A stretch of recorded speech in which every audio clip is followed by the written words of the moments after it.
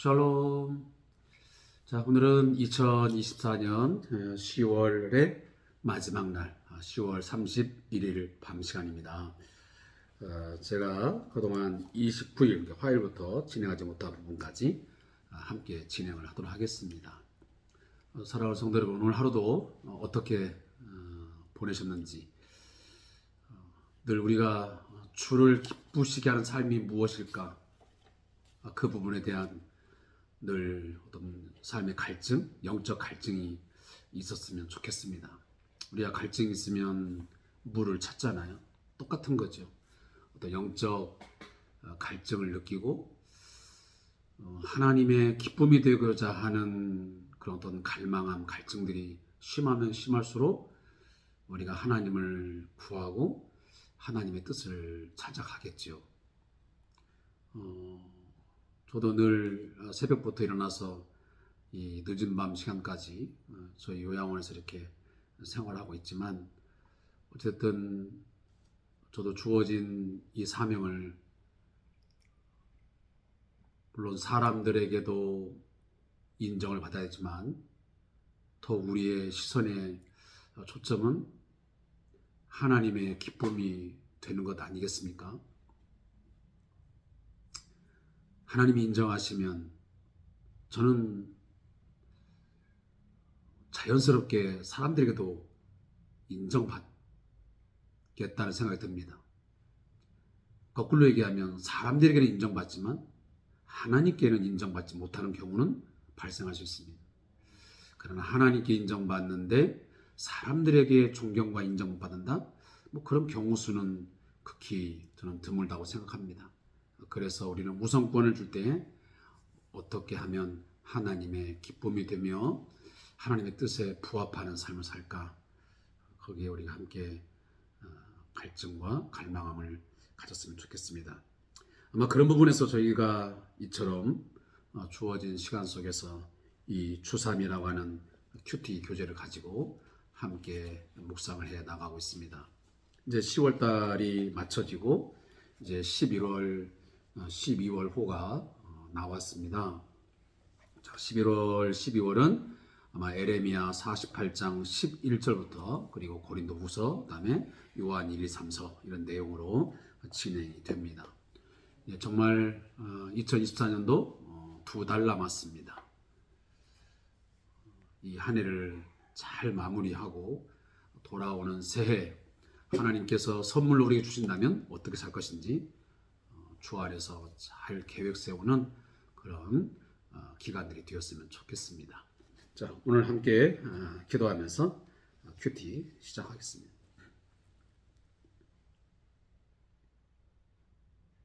하나님, 오늘도 우리가 무엇에 미쳐서 살았는지 돌아보는 시간 되게 해주세요. 오늘 묵상할 말씀처럼 사도 바울의 고백을 우리가 마음에 새기게 해 주옵소서.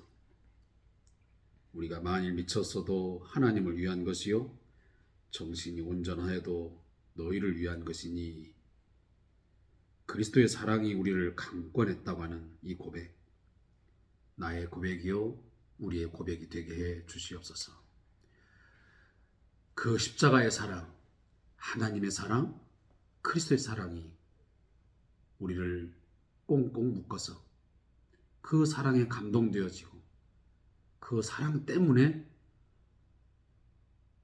이런저런 우리의 삶의 모습 속에서 그 사랑이 드러날 수 있도록 인도해 주시옵소서. 오늘도 말씀을 묵상합니다.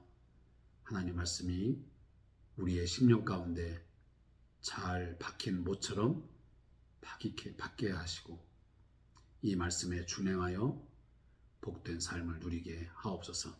예수님의 이름으로 기도합니다. 아멘. 자, 오늘 하나님 말씀은 고린도후서 4장 13절부터 5장 16절까지 말씀을 읽겠습니다.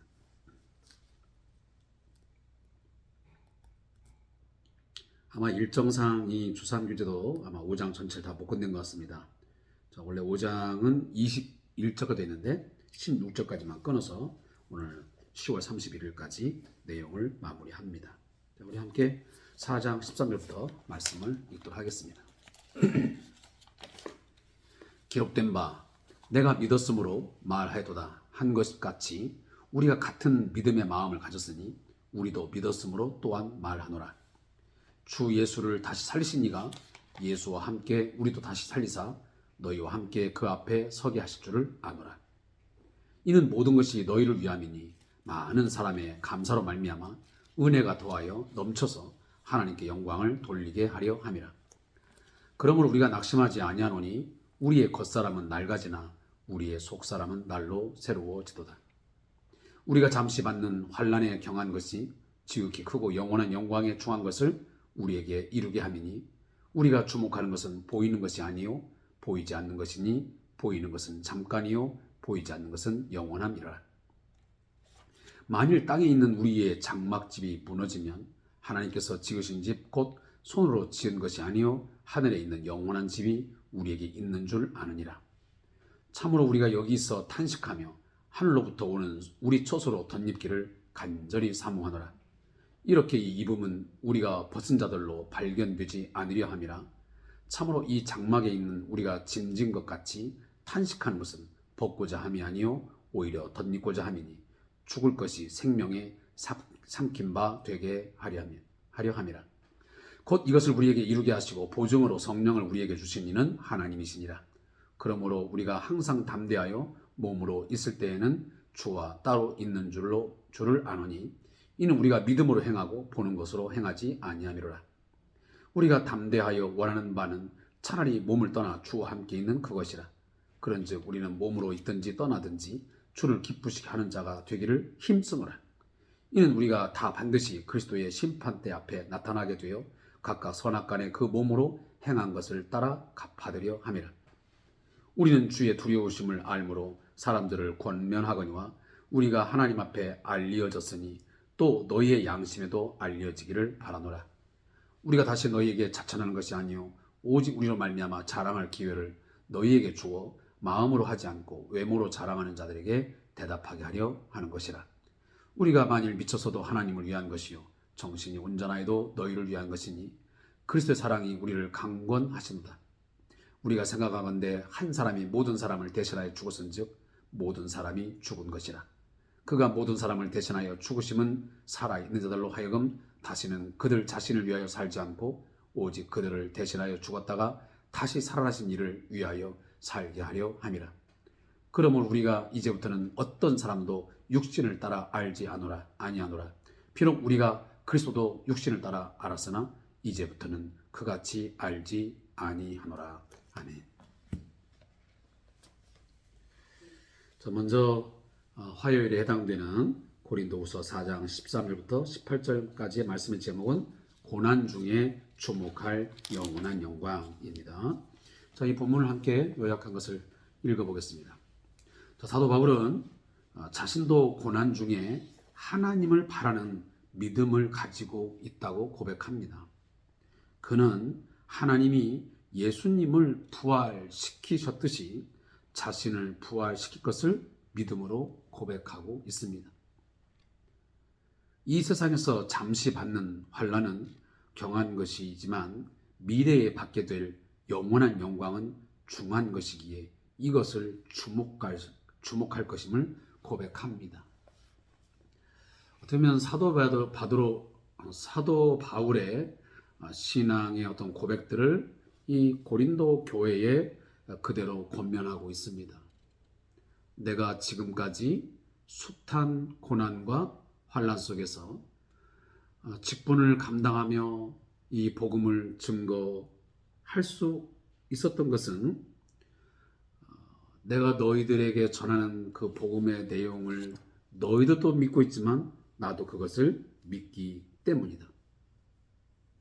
반드시 주 예수를 다시 살리신 이 바로 하나님께서 예수와 함께 우리도 다시 말하면 사도 바울과 그 일행도 다시 살릴 뿐만 아니고 부활의 영광에 참여하게 할 뿐만 아니라 너희와 그러니까 그 고린도 교회의 모든 성도들도 함께 그 앞에 서게 하실 줄을 아노라.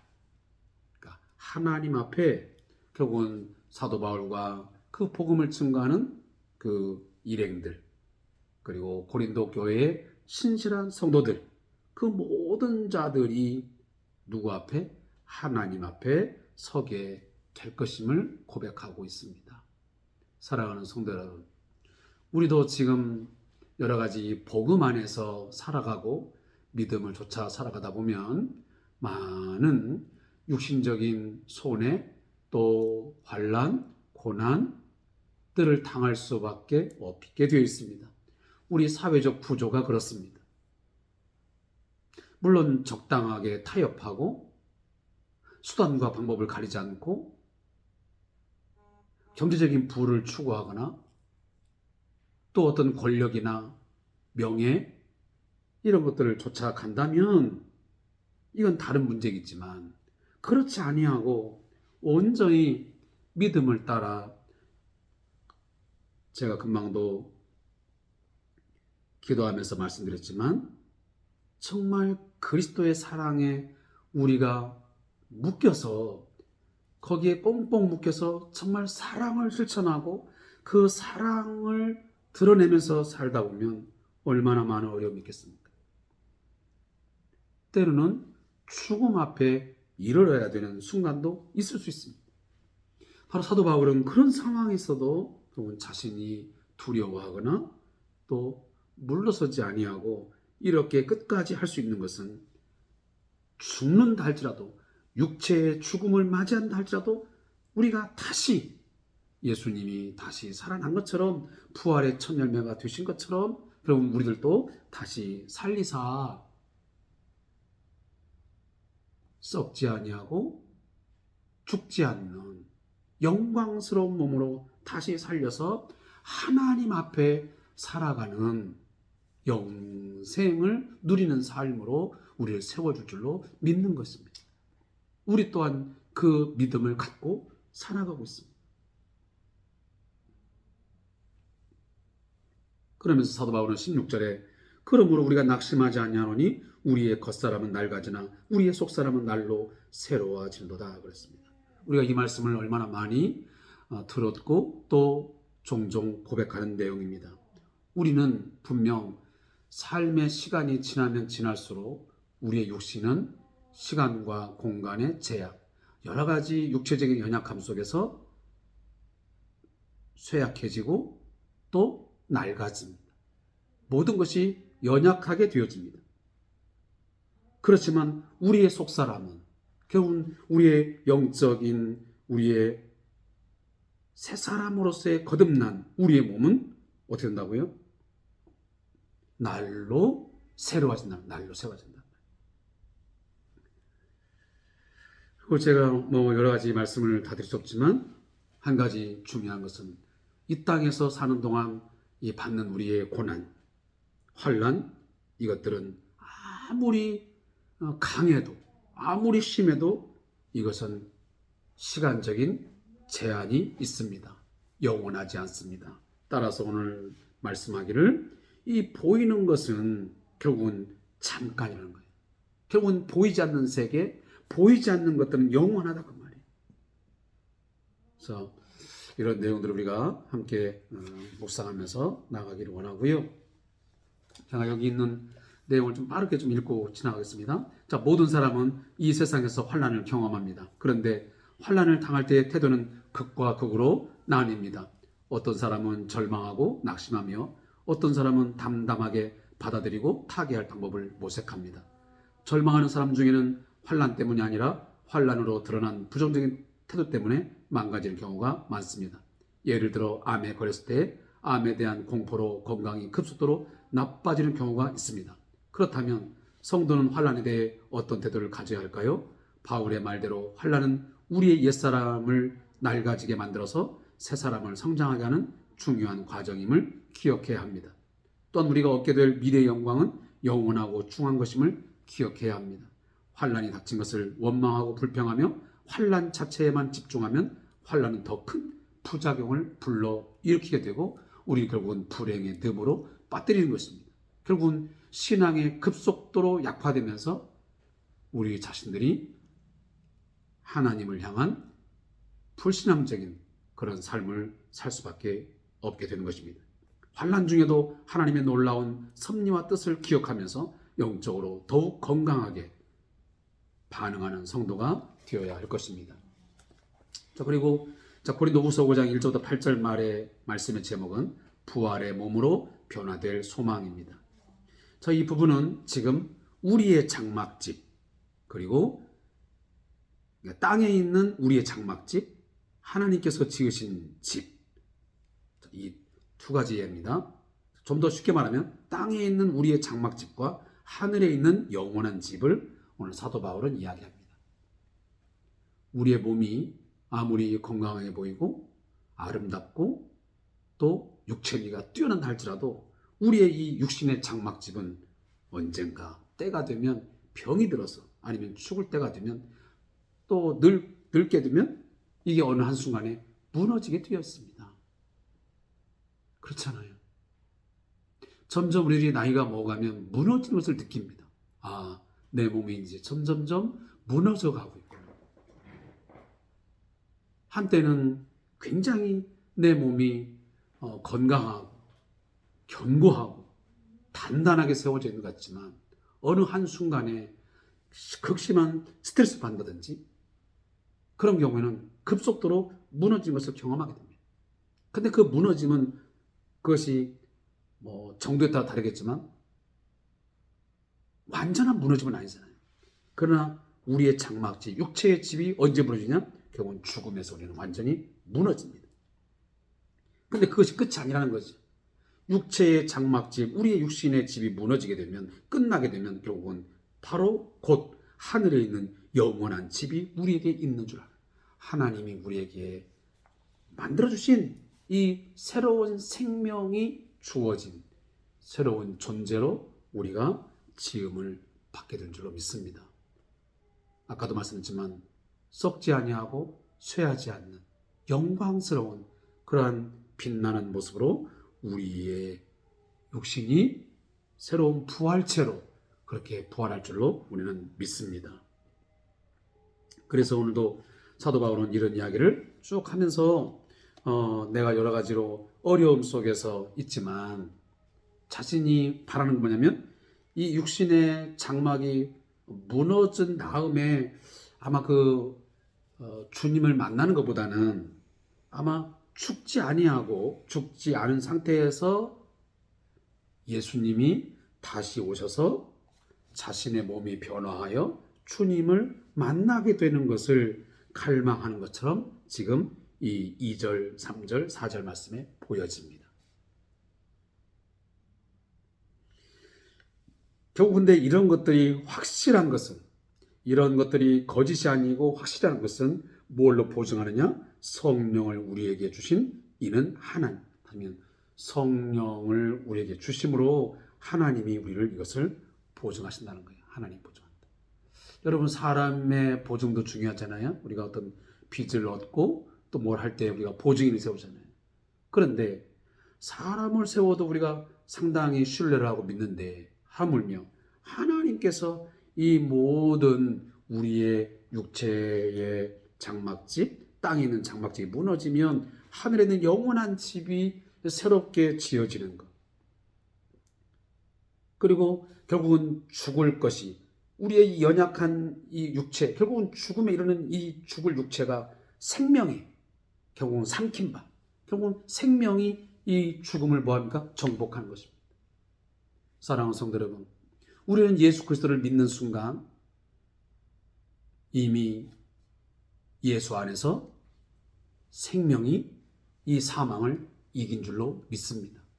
따라서 우리가 죽음에 이른다 할지라도 결국은 이 새 생명이, 예수 안에 있는 이 생명이 이 사망을 삼킨 바 되었기 때문에 우리는 죽음에 이르지 아니하고 우리는 영원한 생명 가운데 살아가게 되는 것입니다.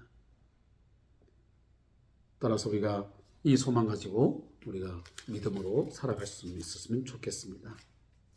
그리고 우리가 8절 말씀을 가끔 우리가 묵상하는 내용인데, 사실은 사도 바울이 이런 얘기예요. 우리가 담대히 원하는 바는 차라리 몸을 떠나 주와 함께 있는 그것이라. 이게 무슨 말이에요? 사도 바울은 개인적으로 보면 사실 고린도 교회나 많은 성도들에게 복음을 증거하여 그들로 하여금 주와 하나님께로 돌아오게 하여 하나님께 영광 돌리기 위해서 이 사역을 감당하고 있지만, 개인적으로 보면 이 많은 환난과 고난, 많은 역경을 감당하기 때문에 차라리 내가 몸을 떠나, 다시 하면 내가 죽어서 주와 함께, 예수와 함께 있는 그것이 나는 오히려 낫겠다, 이런 이야기를 지금 하고 있습니다. 때로는 우리도 그런 생각이 가끔 있잖아요. 너무너무 힘이 들고 버겁고 힘겨우면 이렇게 사는 것보다는 오히려 내 몸이 떠나서, 내 몸이 죽어 하루라도 빨리 주와 함께 영원히 머물면서 우리가 영생 복락을 누렸으면 좋겠다 하는 생각 같잖아요. 바로 그것이 오늘 본문에도 사도 바울의 심경으로 나오고 있어요.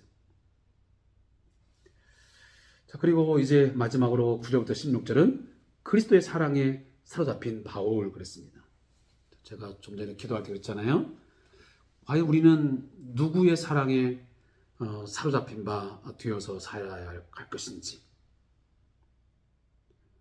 그리스도의 사랑이 사도 바울과 그 일행을 강권 끌어잡아당겼어요. 사랑이 끌어당기면서 삶을 살았어요. 우리는 무엇이 우리를 끌면서 살고 있습니까? 우리는 무엇에 끌려 살고 있습니까? 정말 그리스도의 사랑이 끄는 대로 살아갑니까? 아무쪼록 우리는 반드시 어느 시점인지는 모르겠지만 주님이 다시 오시면 그리스도의 심판대 앞에 나타나게 되어 있습니다. 각각 선악간에 그 몸으로 행한 것을 따라 받는 그 시간이 언제인지는 정확히 모르지만 분명히 다가올 것입니다. 그때 우리는 내가 무엇에 끌려서 무엇이 끄는 대로 살아갔는지 하나님 앞에서 계산할 때가 분명히 오겠죠. 그리고 15절 말씀을 우리가 한번 마음에 새기고 오늘 시간을 마무리했으면 좋겠습니다.